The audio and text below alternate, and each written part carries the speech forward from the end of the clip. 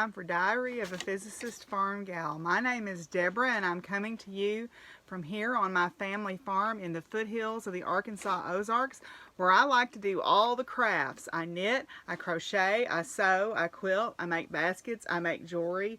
I'll do any craft once and twice if I like it. I am also a professor of physics and astronomy at a local university where I teach classes to general education majors all the way up through to our physics majors, and I am an active volunteer at our planetarium doing planetarium programs for school groups, and I'm also involved heavily in women in STEM activities. Last but not least, I am a farmer. I am a third-plus generation family farmer living here on this 170 acres that my family has lived on for over a century. And I raise beef cattle, I raise horses, I also have heritage poultry, I have show-quality rabbits, and I have a retirement herd of miniature horses, miniature donkeys, and a miniature mule named Pumpkin who thinks she rules the roost. And now we have Princess Penny the pig. And as you can tell from my sweet little co-host Willie here, I am fur kid mom to 14 dogs, 7 indoor cats, and an undetermined number of outside barn cats. So if any or all of that sounds interesting to you, I hope you'll come along as we start episode number 42 of Diary of a Physicist Farmgal.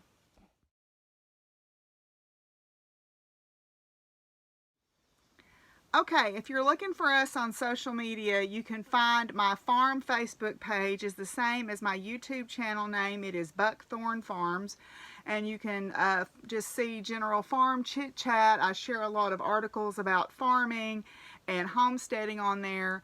Also on Ravelry and on Instagram, I am Doc Firewoman. You can find me there on my personal Instagram and Ravelry accounts, and there is a Ravelry group for the podcast, Diary of a Physicist Farmgal, where you can find all about our giveaways and our make-alongs and all of that good time stuff there. And last but not least, I am on Twitter, but I have warned you many times, but if you're new, I'll warn you again.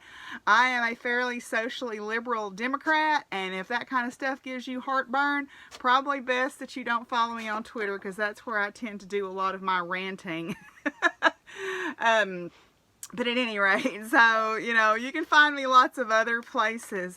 I want to welcome all my new viewers. I've picked up some new viewers thanks to some very sweet mentions from some other podcasters. And I'm very appreciative of those for giving me a shout out. And also everybody that comes back week after week to see what me and the Critter Crew are up to. Or I and the Critter Crew. I'm a physicist. I am not an English major, clearly. Anyway, so we hope that you'll enjoy what you see. This podcast is a little different. It's not like a lot of the rest of them, because I do talk about all three aspects of my life. I do try to put timestamps down below, so if you're interested in just the crafting, you know where to quit. If you're interested in hearing more about science and farm stuff, you can skip ahead, so it's just whatever floats your boat. But we sure are proud that you're here, and if you like what you see, give us a subscribe and a thumbs up. We sure appreciate it. And if you don't like what we see, thanks for checking us out, and here's your hat, where's your hurry? Anyway, okay, so what I would like to do is talk a little bit about my make-alongs, and then also talk about some of my friends' make-alongs and giveaways and things of that nature, just to give you an idea of what we've got going on. And I thought, since I hadn't done it in a while, I would show some of the prizes that I've got for giveaways. So Willie, I'm fixing to usurp you. Is that okay? He's like, but they come to see me. Okay, jump down for just a minute, bub. Here, there we go. Okay, so I have several make-alongs going on right now and a giveaway. I drew the winner for the giveaway for the Shave 'em to Save 'em passport program. And I have already contacted that person and got them signed up, so they should be getting their stuff in a week or so. This time's giveaway, Maria from Ninja Chickens has graciously donated a copy of her pattern, and then I am also going to donate a copy of her same pattern, the Fleece Flight pattern, which also donates to the Livestock Conservancy programs. And it's a perfect shawl if you are involved in the Shaving to Saving program, or even if you're not. It uses 6 skeins of worsted weight yarn, and it's a really nice way to kind of sample different fleeces, which was her idea, or sample different breeds of yarn. So there is a thread on the Ravelry group for that. I will be drawing for those winners on June 1. Gosh, can y'all believe it's already June? Good grief. I'm fixing to be 50. Ah! Yes. Who cares? Age is a number. Who cares? But anyway, so I will be doing a drawing for that. We're giving away 2 copies of that pattern. There is a writing prompt there. And I would like to continue to have some kind of giveaway associated with the Shave 'em to Save 'em program periodically, because I do think it's a cool program, and as a farmer I think it's important to support the Livestock Conservancy. Okay, so that's my giveaway. Then let me tell you a little bit about my make-alongs. I have one informal, well, I called it informal, but it's a make-along where we're crocheting little earths, and I don't know where my little earth guy is right now.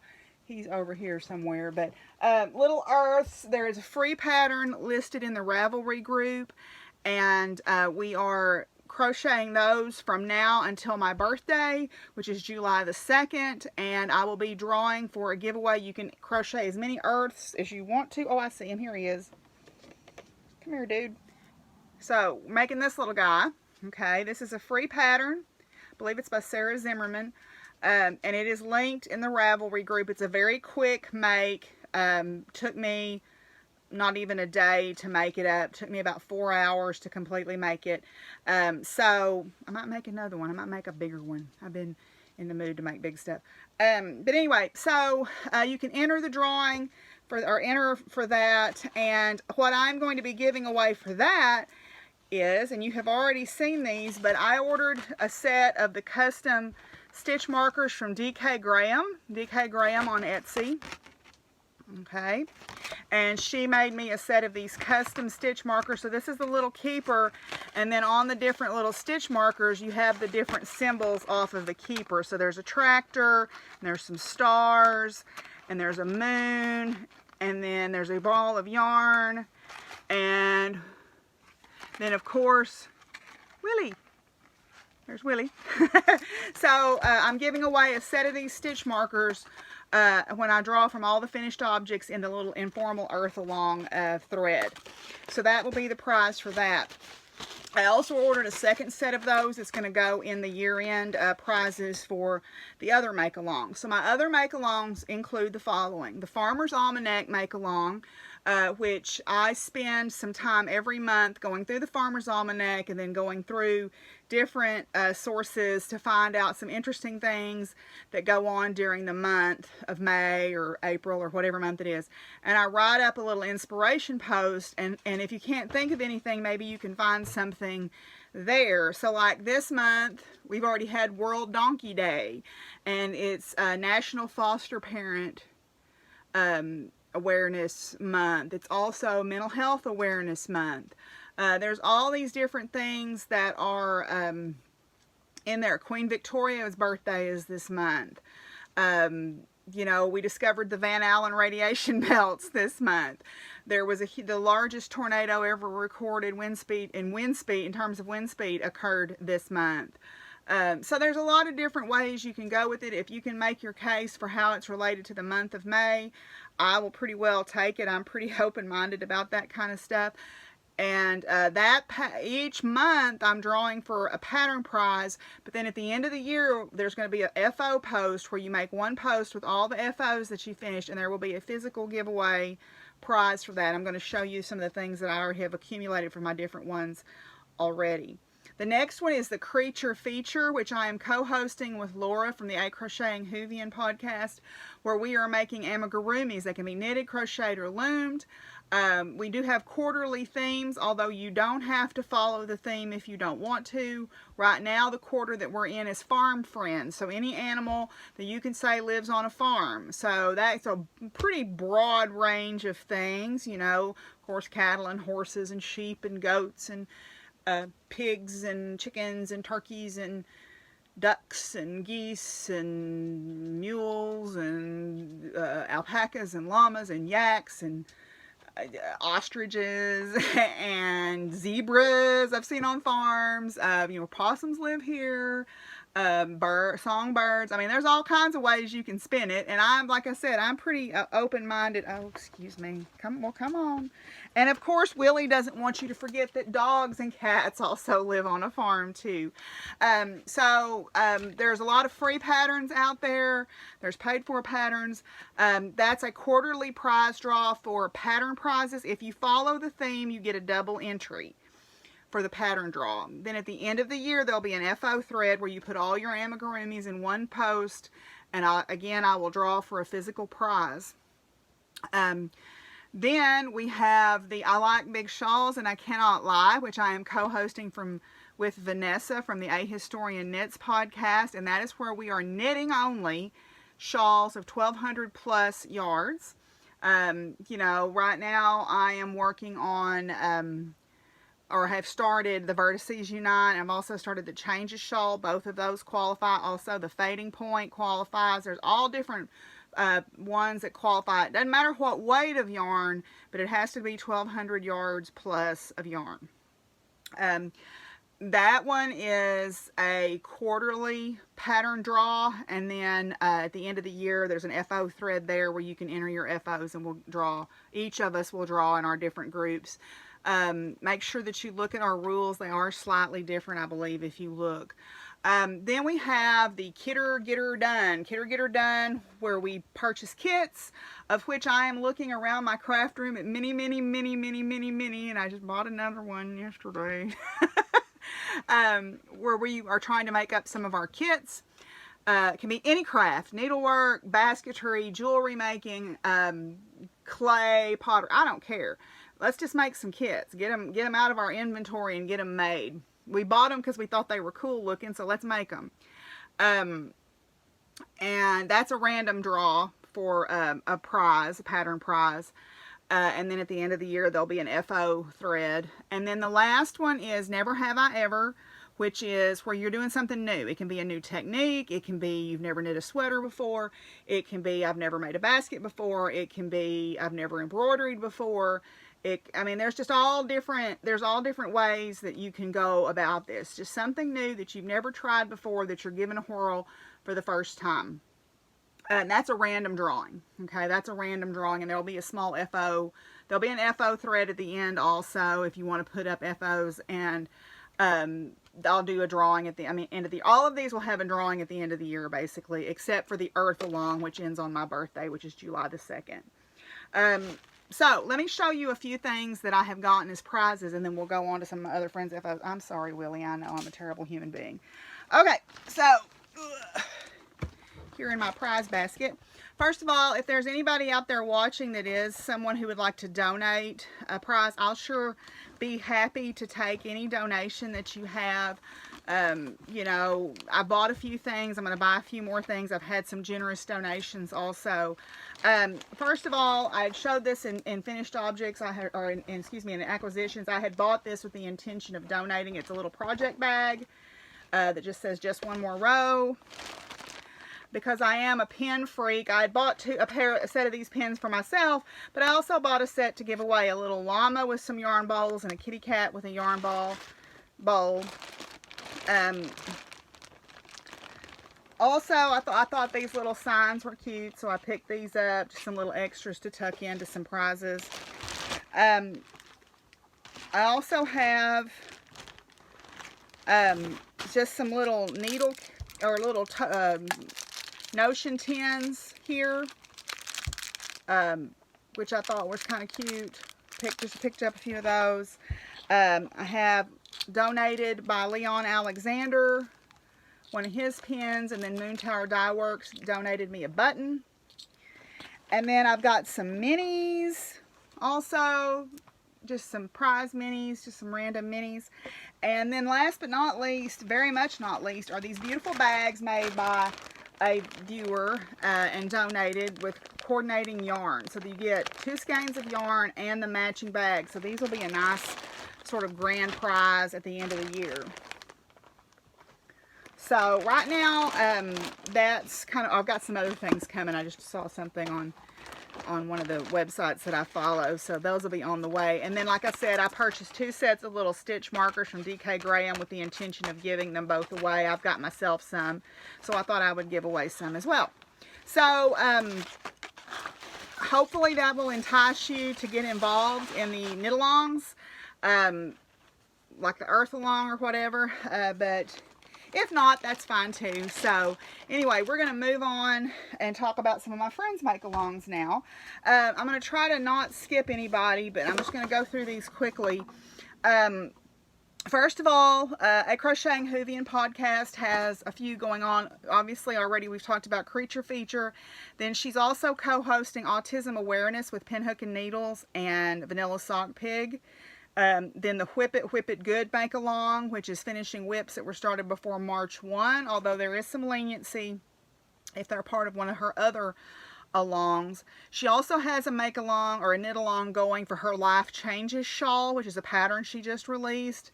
And I don't remember if you have to complete it or not, but you have to participate in the chattering. And that is being co-hosted with Nic Nac Knits podcast. So, then A Historian Knits, Vanessa, who is co-hosting with me, the I Like Big Shawls cowl. She also has the Cowl, which you can do knit or crocheted cowls, and she is running it through the end of June. She changed the date on that so that more people could get involved. So, a cowl, and I think she takes, well, it's going, so I think you can just participate in that however you want. Now, the next one that I will bring up is Grianaig Creations. Kirsty is co-hosting with Fiberpunk podcast the Neck Blanket, which is a shawl or a cowl or a scarf, I believe. Any of those will qualify as long as it goes around your neck, and it has to be made out of 2 100-gram skeins at least. So 2 100-gram skeins of yarn in the shawl or the neck accessory. Yolanda from the Happy Knits podcast has the Don't Stall, Enter Your Shawl make-along, where you can enter shawls that you have finished. She also has some socks, cowls as well going on, so you can enter that. So Yolanda at Happy Knits with her son Jordan. Then, let's see, going on down here, we've got the Nic Nac Knits podcast. Nic Nac Knits is co-hosting the Life Changes cowl with Laura, but she also has a Scrappy cowl and a Sock It To Me cowl, where you finish a sock as an entry. So one sock, you know what the dogs are barking at, one sock counts as an entry. So a pair of socks is 2 entries. So she has that going. Then also we've got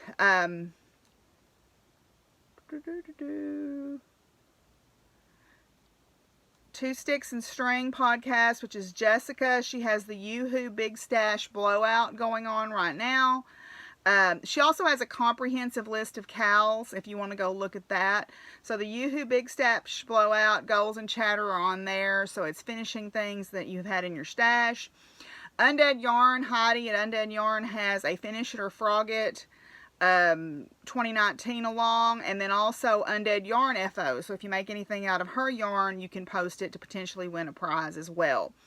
Vanilla Sock Pig has the co-hosting the Autism Awareness cowl with Pinhook and Needles, and Laura from A Crocheting Whovian, and she is also having the Multiple Myeloma Craft Along. I believe ends at the end of May.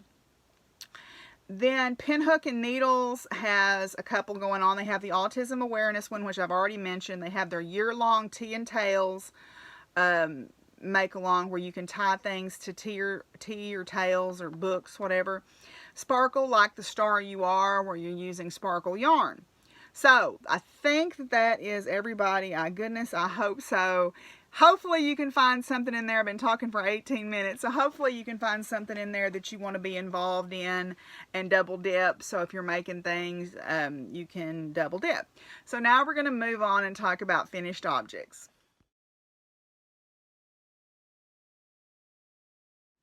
Okay, I actually have a couple of finished objects to share with you this week. I got in the mood to make some critters for the creature feature, so I have a few of those to show.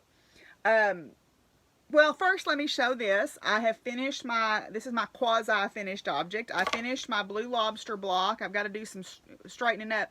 When you're doing this corner-to-corner crochet, it seems like when you're going one way, they always look a little bit wonky, but I think that will block out as I smooth it out. So I finished my blue lobster block. So that is block 14 out of 20 for those of you keeping score. I've got to start the next one soon, so I need a few more whips in my life, so I need to start that one. So that's my 2 Hearts Crochet, and that's a free pattern. That's one of the bonus blocks. Then Maria kindly gifted me a pattern for a donkey, because I have donkeys. So this is Rosa the Donkey. Yay! And Rosa the Donkey is knitted, first of all, which you'll notice, and is knitted flat, and then you seam her up using mattress stitch. Okay, so this is Rosa the Donkey by Linda Dawkins, which is Mama for Earth on Ravelry. And I just had some scrap gray yarn that had some sparkle in it in my stash, and I thought, why not make a sparkly donkey? Why not? So this was the first one that I made. This was very quick to make up. It took me almost no time. I think I was done with this in a couple of days, just working on it in the evenings after work. So she took almost no time to make up. So that's Rosa the Donkey. Then this is Prince the Peacock. Prince the Peacock is by Let's Get Crafting, Janine Holmes, I believe. I can't read my own writing. And Prince the Peacock is a crocheted amigurumi. I wish that I had done half double here instead of double, because you can see my stuffing, or I had gone down a hook size. But I still think he's really adorably cute. Here's his little fancy tail. Okay, so you can see that. And I actually put a dowel rod in his neck so that he would stand up. Okay, so when you sit him out on a table and you spread his little wing or his little tail out, he stands up without any trouble. He's got his little decorative head bobbers here too. So, so Prince the Peacock, and so he counts as a farm friend because I've got several friends that have peacocks on their farm, and there was a time when I thought I wanted peacocks too, and maybe someday I'll have peacocks. So anyway, so there's Prince the Peacock. And then, looking over my shoulder this time, is Penny the Pig by Anja Nielsen, which is Crochet Fairy. And this pattern is not written for super bulky yarn.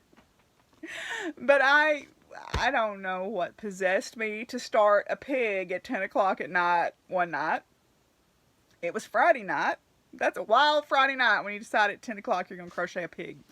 So I had showed this in Future Crafting last week, and I'm like, what am I going to make that pig out of? And I got to rummaging around, and I had this pink yarn that's got a little bit of a glitter strip in it, and then I had all of these scraps left over from making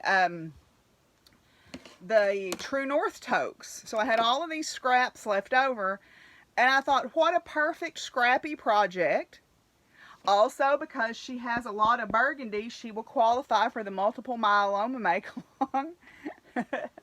So I made Penny the Pig, and there's a little tail. Okay. So, and I even used scrap yarn to do a lot of stuffing on her. She's got about half is scrap yarn and about half is stuffing. So if you've got some scrap acrylic yarn that you don't know what to do with, it makes great free, well, it's not free. Excuse me, it's not free because you had to pay for it at some point. But it's a good way to recycle that yarn, is to use it as stuffing for projects. So I'm very pleased with Penny, how she turned out. She was a great stash buster, I will say that, because I used, there's a lot of yarn and a lot of that super bulky yarn in this.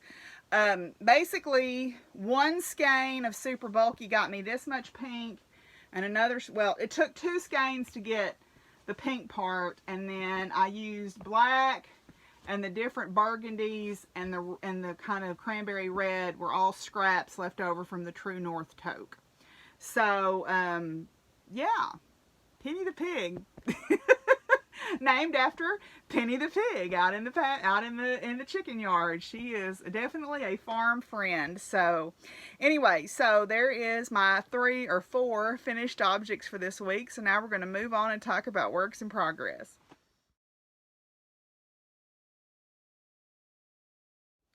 Okay, so my first work in progress has actually got one of my acquisitions in it that I have gotten since the last time we got to visit.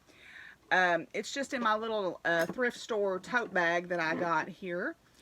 This is one of the Shave 'em to Save 'em yarns. I ordered yarn from Desert Wear Farms, and they are raisers of black Welsh mountain sheep. So black Welsh mountain sheep, they're out of Colorado, and this is a picture of their sheep. And funnily enough, a friend of mine on Facebook who I met as part of the refugees from the Women in Agriculture group when all of us people who were a little bit more socially liberal got kicked out because we were told we weren't welcome. We kind of all became friends, and I met her that way, and she raises black Welsh mountain sheep too, so she was very delighted to find that I had purchased from the McGuire's here. So this is their logo, black Welsh mountain, or Desert Wear, and they sent me a little sticker. Okay, and black Welsh mountain wool is very rustic. It is not a soft wool, and so it's not necessarily for like around the face type stuff, but where it really finds its forte is rugs or baskets or whatever. So I am knitting the I'm crocheting the crocheted stash basket. This is the yarn. This is their sport weight mill spun. And I am crocheting this, the Pearl Soho crocheted stash basket. So I have made the base, and now what you do is you go around and you make chains and you make like a lattice structure. So I just started going up the sides. Now the pattern is written for Aran weight yarn, and this is technically sport weight. So I had to do more rounds than it said to get a reasonable size basket. And then I'm going to see how well it stands up on its own, because this is fairly hard wearing wool, so it maybe will stand up on its own fine. But if not, I'm going to have to investigate like a liquid starch or something to stiffen it with. But so yeah, so there's the base of my basket, and then I'm just going to go up the sides. I want to use up as much of this as I can, and this will be my first entry in the Shave 'em to Save 'em program. And there's this Shave 'em to Save 'em initiative. Yeah, so when I make 5 projects, then I can turn in my stuff and get a prize. So, and then when you do 10, and then if you do 15, you get a prize also. And it doesn't have to be 5 projects, it just has to use 5 fleeces or 5 yarns. So like the fleece flight shawl is 6 different ones, so that would actually get 6 knocked out in one shawl, which would be kind of cool. I think it'll work that way. I'm pretty sure that it will, since you're using 6 different ones. Okay, so that was the crocheted stash basket, which is a free pattern from Pearl Soho. Then in my April 9 Designs little doggies bag here, I have my Dissent cowl. This is a pattern by Carissa Browning. This is a paid for pattern by Carissa Browning. And this is modeled after Ruth Bader Ginsburg's collar that she wears. I am making this out of Nerd Girl yarns, and this colorway is Votes for Women, and this one is I Don't Want to Be Fixed. And what I've noticed about this one, when I work on it outside, there is like a blue cast to the black. I was telling the story about these two elderly sisters that used to go to my grandma's church, and they had to be old as the hills of Georgia, and they would dye that hair black, like crow black. It was so black it was blue.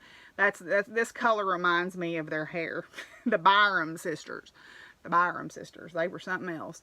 But anyway, funny the things that you remember from your childhood.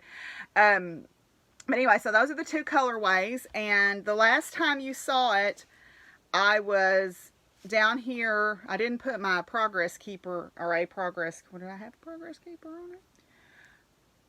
I don't think I put one on it to mark where I was at, but I was down here on the third row of polka dots, and so now I'm actually in the bejeweled bib portion. So this is actually the top. Okay, the polka dots are actually the top, so you knit it top down. But anyway, so this is where I'm at. It is mosaic color work.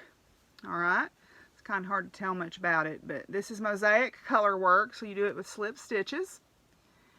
Okay, and I am I think I'm about a third of the way done with the bejeweled bib. So yeah, so that's where I'm at on that. Put that away.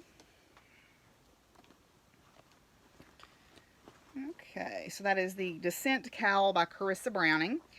And again, that is a paid for pattern. So, put that up. Now, the next thing that I am working on is the Just Feel Better shawl. It is housed in, oh, excuse me, Prince. Sit up, bud. Okay. It is housed in my By the Bay Yarn Co. East Texas Fiber Festival bag, and this is a free pattern by Caleisha Ryan of the Quirky Monday podcast. I am crocheting this out of two colors from Coop Dyeworks. These are on her Twinkle Toes base. This is Wonder Woman, and this one is Fireworks. And then I added in the West Wing Yarn Club colorway from Stress Knits. This is called Four Red Lights, and what it's not showing up very well in this light, there is a nice blue and red faint speckle in this that is just perfect with these two colors. So this is probably the thing I've worked on the least since you last saw it. But when you last saw it, I was down by the little moon, and you can see where I started adding in the Stress Knits colorway, the Four Red Lights, which is a reference to the West Wing. And so this is how far I am. So it's coming along. This is nice planetarium show or waiting on doctor visits. I had my yearly physical today, so I took this with me to crochet on while I was waiting in the waiting room for the doctor to call me or to be called back, and then when I was waiting for the doctor. So it's just a very simple granny stitch shawl. It's a nice visiting knitting or visiting crocheting or whatever, because you can just work on it really without having to think too much about it. So that is the Just Feel Better shawl by Caleisha Ryan, and that is a free pattern by Caleisha Ryan. Then the next thing that I've worked on, I actually made some progress on my Gothic Angel shawl.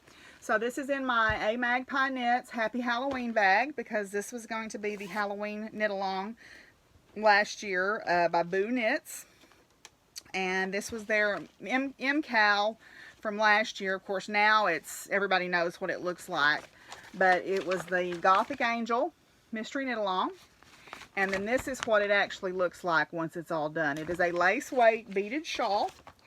I am using the colorway West Texas Sunset by Kim Marie Nic Nacs. Okay, Kim Marie Nic Nacs. I love all these local. I love using all these local or regionally local to me dyers, because Kim Marie is from Texas.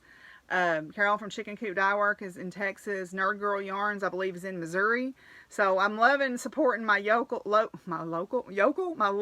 yarn dyers. Okay, so this is West Texas Sunset, and in the skein it looked like it had a lot more black in it, but I like how it's a very autumnal color, and then I'm just putting gold beads on it. So I am actually not quite, or actually I am exactly halfway through what would have been the second clue. So I'm halfway through the 4th of 7 charts. Okay, so it's kind of hard to, let's see, where's my little dude? So I've added about 10 rows to it since you saw it last. But this section is a little more slow going because it is very heavily beaded. There's a lot more beading in this section. So you can start to see the patterning emerge there. You can see the lace work on it. So I was down there where the little dog bone is, and that's how much I've gotten done. And like I said, this shawl will make you a believer in stitch markers or row markers, or I guess stitch markers and lifelines, because I put a lifeline in about every 15 rows on this thing. So you can see my red hanging out there. I'm fixing to, I think when I get done with this clue, I've got 10 more rows to go. When I get done with this clue, I'm going to run another lifeline before I start the third clue. So yay, I'm not seeing the light at the end of the tunnel, but I'm feeling the breeze of a distant opening in the side of the mountain. How's that? So, last but not least, my work in progress is my Life Changes shawl by Laura Consort of a Crocheting Whovian podcast. And this is in my Utterly Adorable Knits bag. And so this is Life Changes. This is also a paid for pattern on Ravelry, and she is currently hosting a knit along for that. It's a nice, simple, but beautifully done, effectively done shawl. I am knitting this out of Malabrigo sock, in the black, and then Honeybee Knits, her Tits Out collective colorway called Be Positive. And I got to the color change last night, and it was one of those things when I got there and it looked so good, I just kept on going, and next thing I knew it was 1 a.m. and I'm like, I've got to go to bed. But I am so proud I decided to go this way, because this black just makes those colors pop. So I am halfway through section 2. There's, I think, 12. How many sections are there? 11 sections, and then the bind off. So yeah, so I am halfway through section 2, and very quick knit, very easy. I'm enjoying it very much. So, but I am so tickled with how that black and that is really setting that bright neon off of that Honeybee Knits yarn. So anyway, so that is the Life Changes shawl by Laura Consort. So those are my works in progress for this week. I'll show you this. This is not a fibery one, but I decided, because as you do, that I thought I would try to wood burn a gourd. I grow gourds. I like to grow gourds because gourds are easy to grow, and they will flat take over if you let them. I remember when I was dating Keith, when we lived in Oklahoma, and we went to Scotland to see his family, and I had planted gourds, and we got back, they had grown up the side of the house, gone across the roof, and come down into the front yard. And he was so aggravated at me. He said, I forbid you to grow those anymore. He actually said, I forbid you to grow those anymore. And I looked at him and I said, forbid me? What? I don't know what that means. I don't understand the meaning of that word. Does not compute. And I have grown gourds on purpose, I guess, ever since. But this was a dipper gourd that I grew a couple of years ago. I dried it and then I cleaned it. And I got my wood burning tool out and started playing around with it. So just playing around a little bit one Saturday morning. Actually, Saturday morning before graduation, because, you know, that's what you do. Because you just decide, today I shall wood burn a gourd. So, but anyway, so those are my... Those are my works in progress. So let's move on and talk a little bit about future crafting.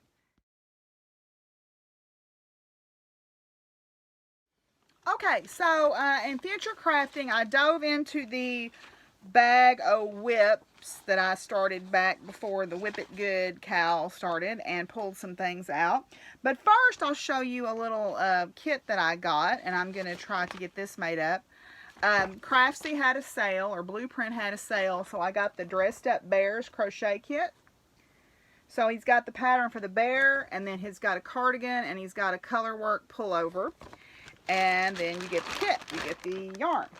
Now it looks like they just give you the yarn to make the cardigan, so if you want to make the pullover, you're kind of on your own on that. But I thought, well, that's cute. So little bears are awfully cute, and they're a nice size. So I got that. Let me pick up my envelope down here that I dropped. Excuse me.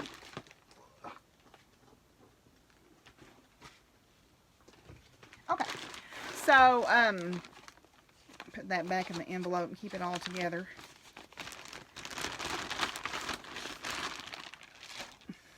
Now, in the pile of whips that I pulled things out of, this is another Magpie Knits Halloween bag. She had some really cute little zipper bags last year around Halloween. I have the Bowie shawl, which is a free pattern, I believe. And it is by, I forget, oh, Linnea Ornstein. Ornstein. And it looks like this. So there's the picture. Okay, and I decided that I would knit this with Moontower Dyeworks. This is going to be my solid color, and then this is going to be my contrast color. So I thought these would be really pretty. So this is Moontower Dyeworks, and this is You're a Lizard, Larry, and then I forget the name. Oh, this was a one-of-a-kind colorway that she had. So I just cast on and did a few stitches to say that I had started it. But anyway, so when I get a couple of other things off my needles, I'm going to dive back into these projects, because that would qualify for the neck blanket make-along. Then in my bigger By the Bay Yarn Co. bag, I have the Malibu shawl by Jody Brown from the Grocery Girls. This is a DK shawl. Okay, and I am making that out of just a solid that is a commercial solid. Then the two indie dyed colorways. This is Won't Be Erased by Shipwrecked Sheep, which donates to the Trevor Project. And then this is Texas Tea by Chicken Coop Dyeworks. And I think they look really pretty together. So I'm anxious to get back to work on that, because I'm feeling the need to, between doing lace weight shawls and fingering weight shawls, I'm about ready for something that's a little bit more toothy. Of course, I did make a pig out of super bulky yarn.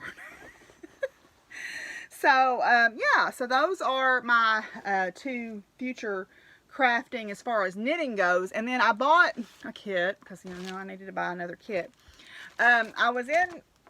I went into Walmart yesterday because I'm going to crochet a Texas Longhorn, because why not?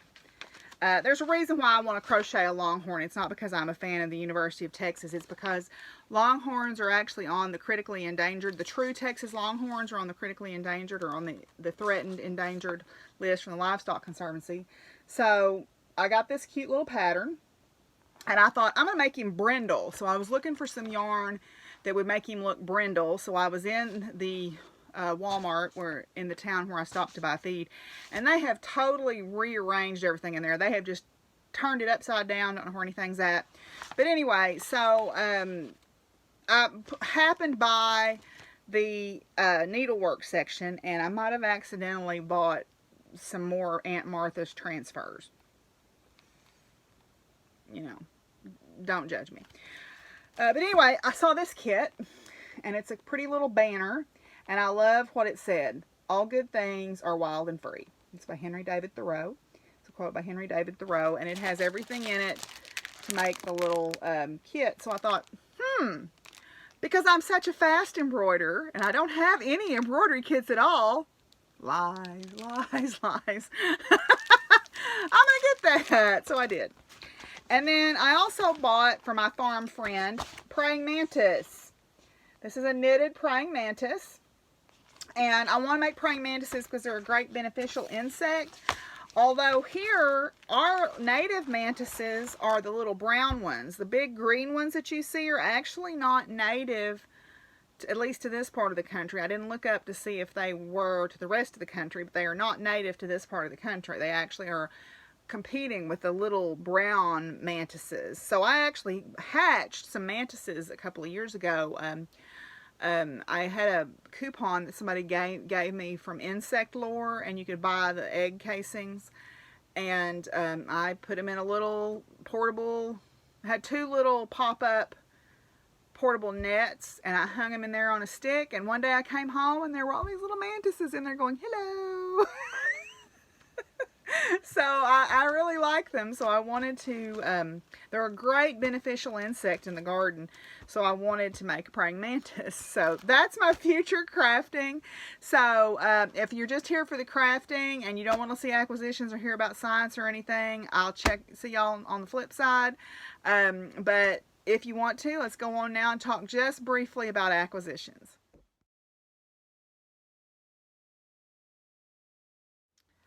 Okay, well, I really only got one acquisition because I showed you several of my other ones as we've been talking about other stuff. So I got my April installment of the Leon Alexander Roll for Inspiration Yarn Club, which is the yarn club based on Dungeons and Dragons. And this month's was the Monk. So he wrote on here, April is inspired from the Monk. I imagine the bright blue and pink as the power of chi. Thanks for joining this quarter. It's a quarterly club. And then this is the Monk. Wow.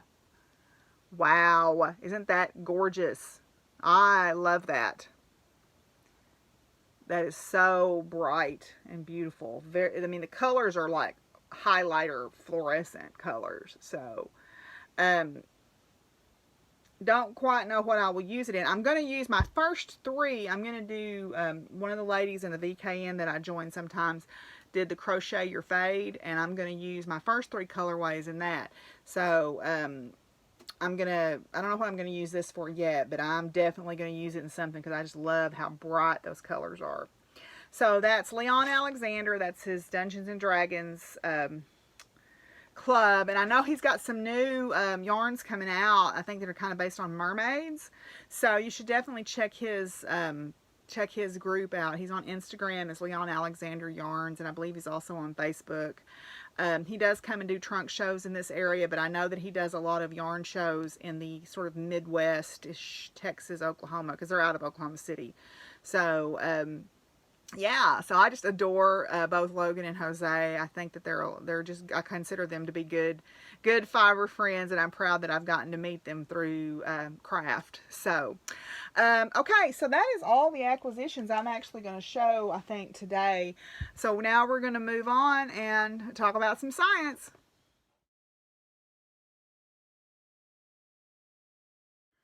Okay, so this week in science, or this time, I was going to talk a little bit about kind of my year-end wrap-up. Last time I talked with you, we had just had Girls of Power in STEM, and we had our finals week and graduation. We got to see our students, several of our students graduate and get ready to go on to new and bigger things, which is always exciting. I mean, like I said before, we always kind of grumble about having to go to graduation, but then when it's a big payoff when you see them walk across that stage, and you see that they're taking that next big step in their life, and I'm so tickled to see that. We are right now in the midst of doing school field trip group planetarium shows. The public schools, kind of after they get through with their testing, which I don't even want to get started on what I think about testing. But anyway, when they get done with their testing, they kind of are looking, then they have some latitude to take students places. And we have the planetarium, plus we also have the Jewel Moore Nature Reserve, which is a pristine scrap of River Valley Prairie on our campus. So we work with the biology department to provide field trips for school groups. And I've had quite a few. One disappointing thing that's happening, though, is the groups are either just not showing up or they're canceling at the last minute, like we're calling them that morning and they're oh yeah, well, we need to cancel, we weren't going to come. And that's frustrating because we've had to turn down groups that would have liked to have come. And it's frustrating especially for the people doing the nature reserve, because they carry stuff over there and are standing around outside. At least I have the luxury of sitting inside, waiting. But I do drive down there specifically to do the planetarium shows. So it is a little bit frustrating, and I don't really know why that's happening, but you know, hopefully this next week will be a little bit better with that, because I think what we offer is a really unique service. I'm currently teaching an online class. We're doing our 3-week intercession class, and I'm teaching general educational physical science. And as I talked about in the last podcast, I've kind of changed how I come at teaching these classes a little bit, because I want to see what they're getting out of the class. So rather than beating the fire out of them, making them do all this, you know, quantitative homework, I'm actually having them write reflective essays this time as their homework. So I'm going to see how that goes. I want to see what they're getting out of the class. Because, I mean, these people are not science majors. They are taking this class as part of their general education requirement. And I just am more interested to see what they took away from the class rather than to check a bunch of math that they've slogged through. We had our STEM day, which was really exciting. And what it was is all of the different departments in the College of Natural Sciences and Math got together, and we invited several hundred, I think there was about 500 students from different schools across the state who came, and there were stations set up, and they were out at the nature reserve, and we did planetarium shows, and this was after school was out. You know, the students didn't have to be there. I was so proud of how many of what I call my kids, you know, the kids that I've worked with, that I've become very fond of, were there volunteering their time when they didn't have to be there to do these stations. And there was all kinds of cool stuff that they were doing. They had like an archaeological dig set up, and they had where they, you know, of course they had the snakes and the turtles and all of that, and they had a gravity wave demonstrator thing. I mean, there were some really cool stations set up, and so I was really, really proud to see how many of our students were there participating in that. You know, it's easy to stereotype the generation younger than you as lazy or not working hard, and you know, the big joke is, oh, these millennials, oh, these millennials. And while that may be the case in some cases, you can point at every generation and find people that are guilty of the same shortfalls that people pin on these millennials. So the idea that this generation is beyond saving is BS. I'm sorry. I have never seen a group of students more engaged and more willing to participate in outreach, and just good kids. I mean, I was very fortunate this semester especially to have excellent classes, but I'll fight you.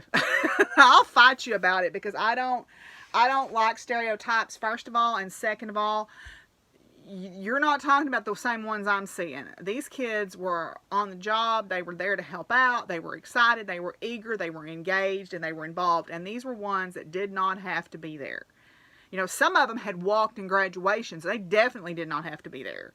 So I was really proud of that. So kind of wound down the summer.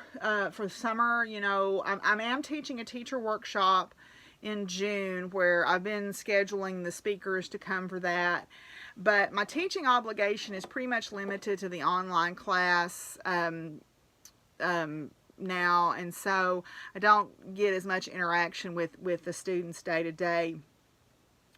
But yeah, so that's kind of what's going on in that part of the world. Now, I don't have a huge science sprinkle this week, but I did see a really cool Google Doodle on May 10th, which was last Friday. It was Lucy Will's 131st birthday. Now, I don't know how many of y'all actually click on the doodle and see what it is when you look at that and go, I wonder what that is. I almost every time they have one am clicking on it. And so I learned about Lucy Wills. Lucy Wills was a hematologist. She was from England, and she was a hematologist. And she was a person who sort of pioneered the area of prenatal care for pregnant women. So she, you know, obviously was kind of unusual for her time, because she went to school in a time in subjects that women normally did not do. In fact, she went to the Cheltenham College for Young Ladies, which was one of the first boarding schools to teach women math and science. And she actually has a degree in both botany and geology from Cambridge. Well, a branch of Cambridge, the Women's College, which was Newnham College. And then she went to the London School of Medicine for Women, which was the first medical school in England for women, or in Britain. So what she was noticing is there were many women who were dying of anemia while being pregnant. And she traveled to India and specifically was focusing on these very impoverished textile workers that were apparently dying of anemia. And she found what was later called the Wills factor, which now we know is folic acid. She realized that feeding these women Marmite, which is a yeast-based spread that they have in their, that's like a spread they put on bread in the full English breakfast. And what we know now, it was the yeast, which is in folic acid. And so now, you know, one of the big pushes for women who are either pregnant or trying to become pregnant is to take folic acid. And she was the person responsible for that discovery. So she spent most of her life, you know, as a pioneer in prenatal care for women. And if you think about it, there really wasn't a whole lot of that up to this point, you know. So I thought it was pretty cool to find out about Lucy Wills. Yay for women in STEM, right? Woo!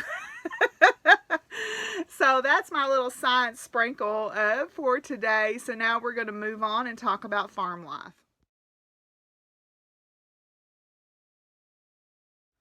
Okay, so I've been getting quite a bit done here on the farm. I find that if I designate, you know, kind of in my mind, today's the day, you know, tomorrow's the day we're going to do this or whatever, I've been really successful about getting more accomplished, and I'm pretty pleased with that. So I guess the big push right now is I got the birds out. I got the chicks moved outside, which is good because they were getting out of the brooder, and I opened the door to the spare room one day and they were all lined up on the deep freeze looking at me like, hey. So I'm like, y'all have to go out. So I got new wire put on the what used to be the pigeon aviary, and I cut out the divider, and now there's a big open area for them, so all the chicks and the poults and everybody are out. Yay! The ducks are doing great. They look almost grown up now. They're not quite grown up. They're still littler than they will be once they're fully grown, but so the birds are out. Yes, yay! Really the only thing that I have left to do there is I've got to extend the pen for Penny and the adult birds out, and I was looking at that, and I think I'm going to tackle that on Thursday. We really have had so much rain, it's been hard to get much done outside, and I believe they're calling for rain later in the week. And in fact, I saw a post about some potential severe weather. And Pickle Fest is this weekend, so that guarantees it's going to rain. There's at least one gully washer during Pickle Fest. So, but the birds are out, and I'm very excited about that. I do have a broody hen. One of my Buff Orpington hens from last year, I went out to feed, and she had been getting out of the pen. She'd been flying out. And I was like, okay, she's gone. And I thought, well, did I not put her up? I thought I put her up. And she came in and she was all fluffed up. And when they're broody and they're cranky like that, they get all puffy. And I'm like, she's up to something. So I watched her, and she flew out of the pen and went over in the tree line right behind the coop. And I followed her, and she had a nest of about 15 eggs back there that she'd been sitting on. So I thought, okay, you can't stay back here. Because something will get you. So this is part of the reason why I'm loath to get rid of things a lot of times. I have a little building or little enclosure that I had made several years ago. The door was messed up on it, but I rigged something up. And what I did was I got her first and put her in there, and then I very gently gathered up all the eggs and all the nesting material.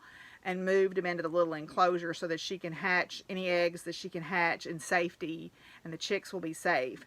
So she seems to have settled back down. She was sitting on them when I went out there a while ago, and when I looked in at her, she told me right away by her body language that she didn't want me messing with her. So I guess she's back to being broody again.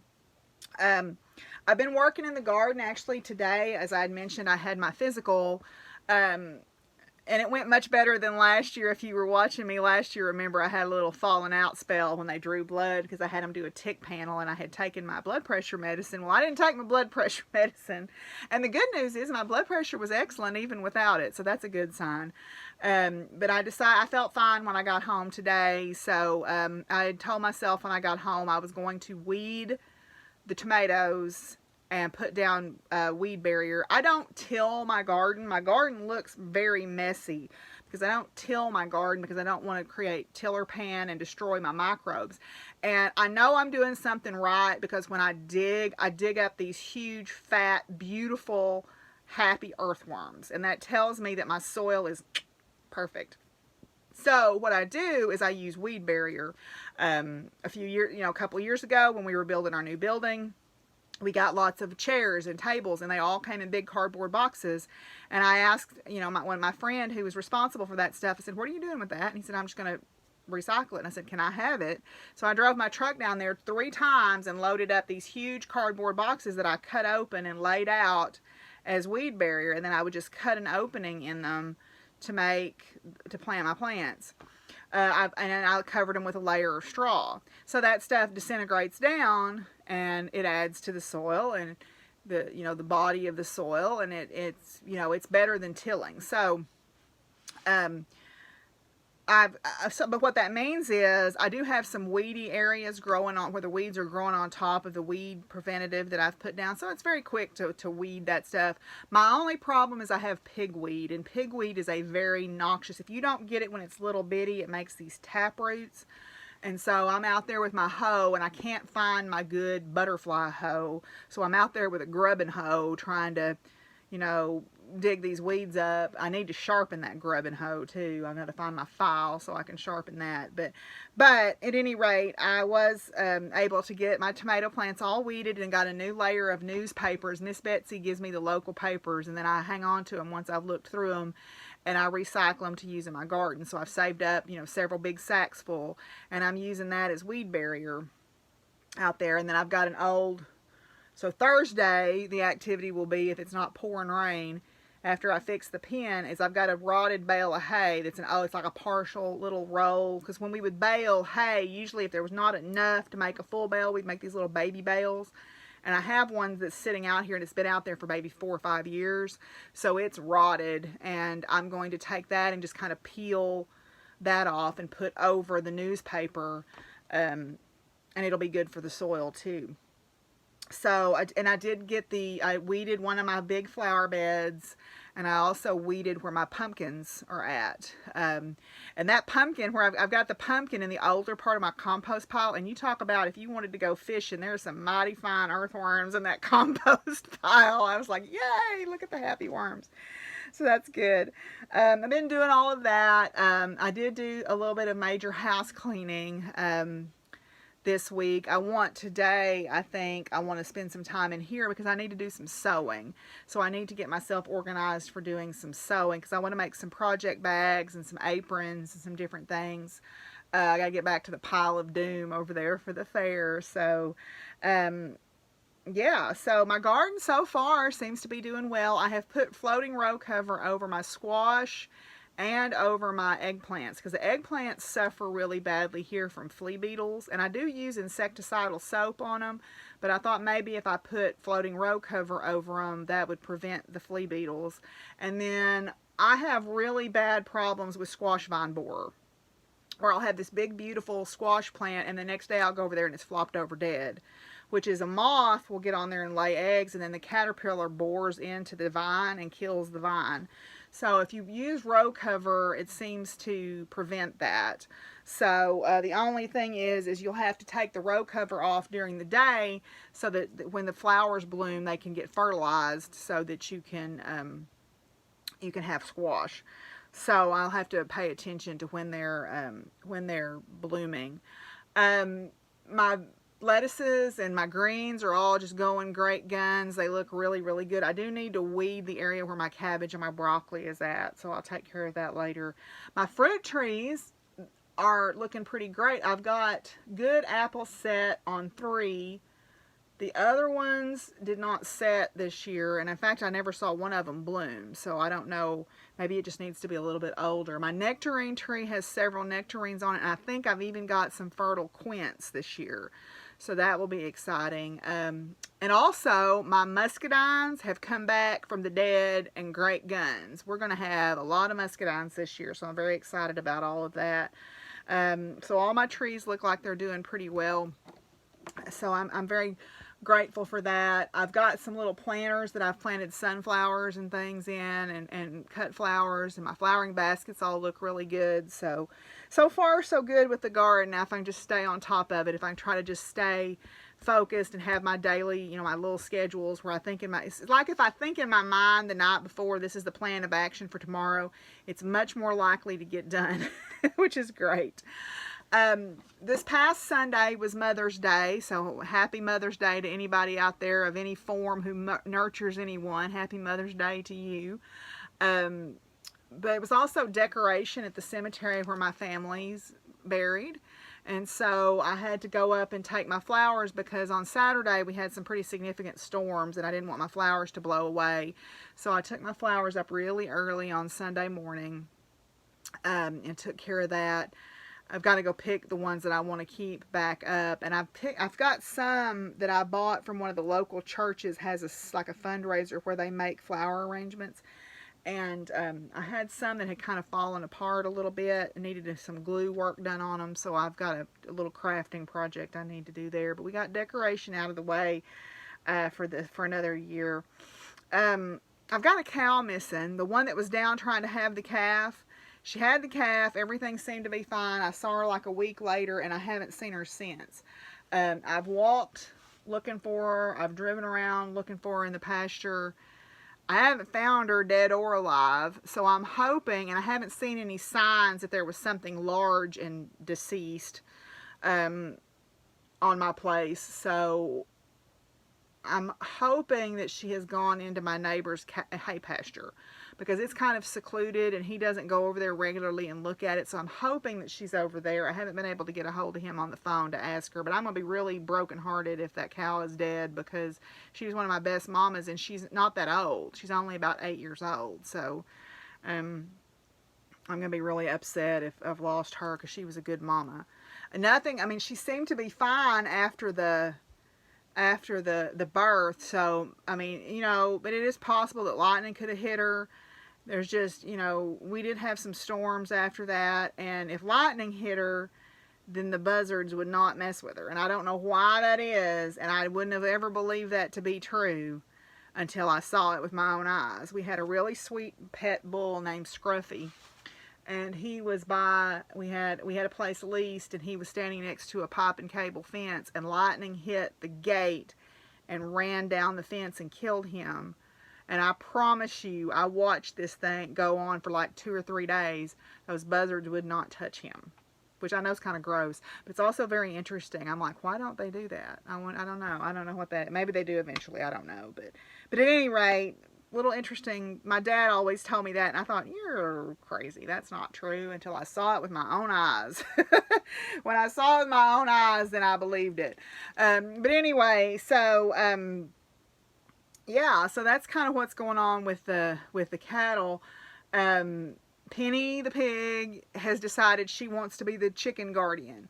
So she sleeps in the coop at night. She just puts herself in there, and I really don't worry about raccoons bothering them if she's in there, because she'll scare them to death.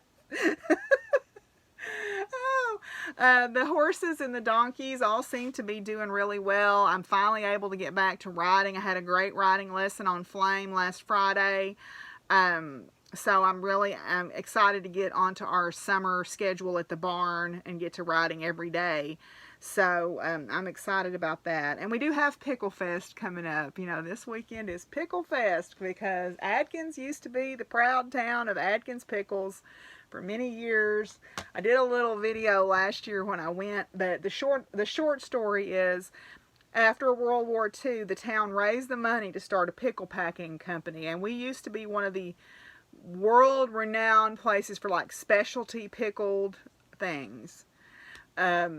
I remember in the bank there used to be a display of all the different pickled goods that they made, and for many years we were Adkins Pickles, Pickle City, USA. And then, as often happens, we were bought out, and then the company that bought us out closed it. Because I remember they closed it when I was living in Oklahoma, but it was in the early 2000s.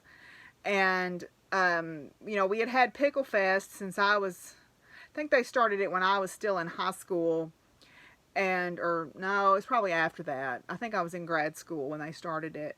But they had it, and then they didn't have it one year, and then they decided to restart it and name it something else, and then they went, no, it's got to be Pickle Fest. So we still have Pickle Fest, and it's basically a place for three things: food trucks, like the local churches and different organizations will have a food booth. Weird, not so much anymore arts and crafts, but like weird, like flea market-y type booths, and politicians. I go for the food, and I go to donate to the pet rescue, and that's it. Because I'm not interested in the politicians, because most of them don't agree with my line of thinking, and I'm not interested in a airbrushed, you know, front license plate for my car. So, you know, those are not things that I want.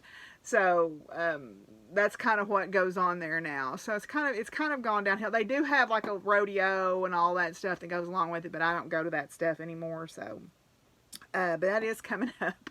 I talked to Miss Betsy, and we're going to try to go early on Friday, because I got to get me a Tasty Burger burrito. And she wants fried dill pickles, so we got to do that. But anyway, so that's kind of what's going on here on the farm. I did find a poem that I thought I would read about farming. I don't know, for some reason it got in my head that I wanted to share this, and it's called "The Farmer" by W.D. Earhart. And it says, "Each day I go into the fields to see what is growing and what remains to be done. It's always the same thing. Nothing is growing, everything needs to be done. Plow, harrow, disc, water, pray till my bones ache and hands rub blood raw with honest labor.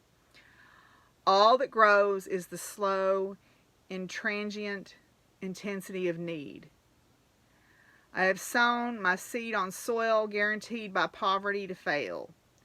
But I don't complain, except to passers-by who ask me why I work such barren earth. They would not understand me if I stooped to lift a rock and hold it like a child, or laughed or told them that it's their poverty I labor to relieve. For them I complain.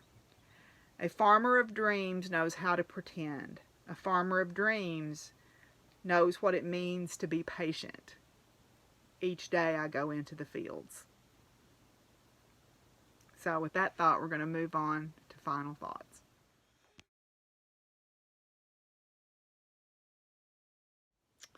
Okay, well, Willie's decided to wake up from his nap long enough to sit up here to say goodbye to everybody.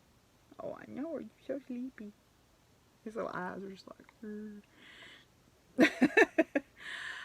First of all, I wanted to say, and I don't know if they'll even watch this, but one of the ladies who is in my virtual knitting group had a death in the family, and so I wanted to let LaRue and her family know that everybody here at the farm is thinking of you, and I know that there's nothing that we can say to make the hurt any less, but just take care of you, okay? I've been thinking this week about some things, and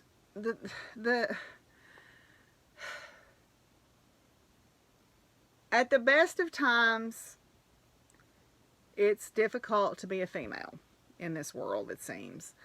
You know, for whatever reason, we live in a time where the specter of women being less is really not that distant.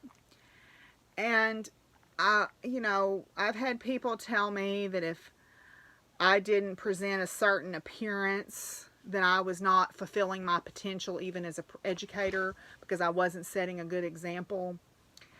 And what kind of brought this into focus was today when I went to the doctor. He said, you know what? You're doing everything right. You're healthy. You don't have any really physical issues. Your blood pressure's good. Your blood work last year was great. You know, you're doing everything right. He said, you just keep being you. And I thought about that, and I thought, yeah, I just need to keep being me, and to heck with what expectations, you know, society has for women, first of all, to look or act a certain way. And I know that this time of year can be troubling for people because, you know, there are people who don't have the best relationship with their mothers, or maybe they wanted to be a mother and were not able to be a mother, or maybe they've miscarried or lost a child, or maybe, and like in my case, it was just never an opportunity that was put on the table. And the idea that somehow you have not fulfilled your potential because you haven't ticked certain boxes that society has set is annoying or infuriating. I found an article in Pedal and Plow about women farmers, and it was talking about globally, women produce about half the food on the planet.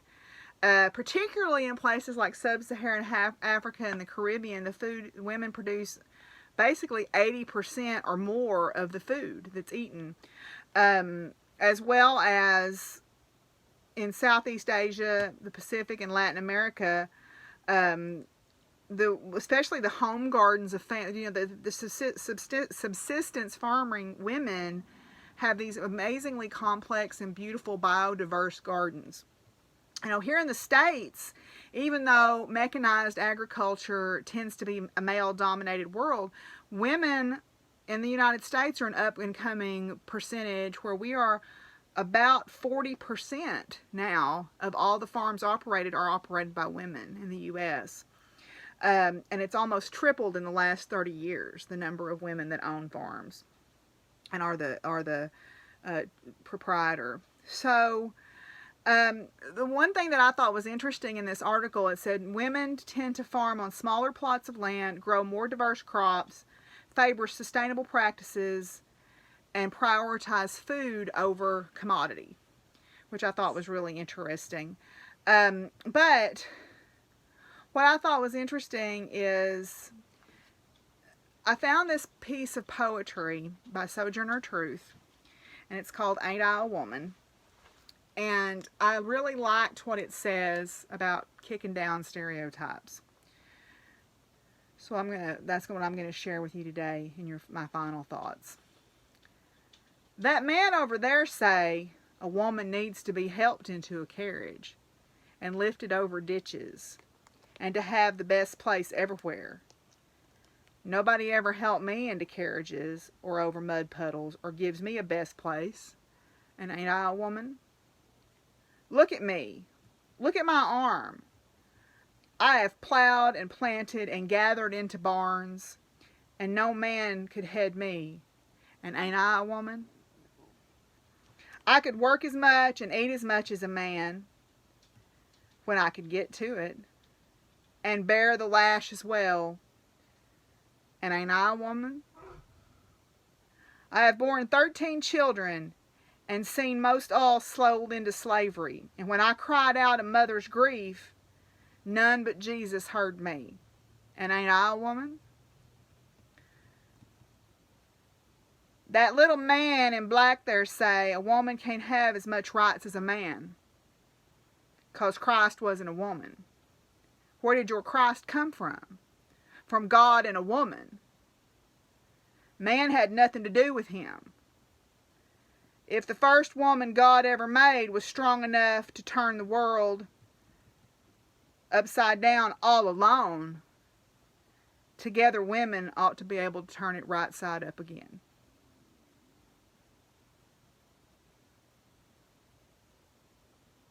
So I love that. And that's what we should do. We should, you know, let people be who they are. Who cares what they watch? Who cares if they're, you know, a biological mother? Because there's plenty of mothers out there that have never born children out of their bodies, but they certainly mother others.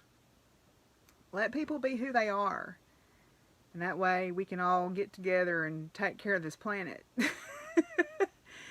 Anyway, I was very moved by that piece of poetry because obviously Sojourner Truth was born into slavery and wrote that from that perspective.